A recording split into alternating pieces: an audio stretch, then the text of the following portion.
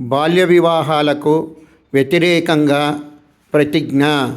MPPS Jangalapalli Ramasamudram మండలం.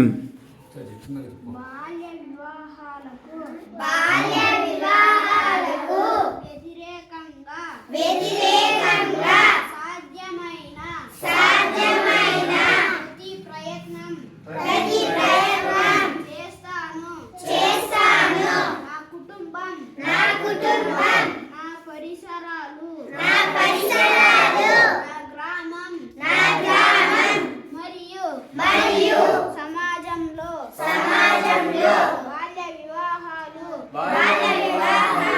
జరగకుండా చేస్తాను. బాల్య వివాహం జరగడానికి చేసిన ఏ ప్రయత్నాన్నైనా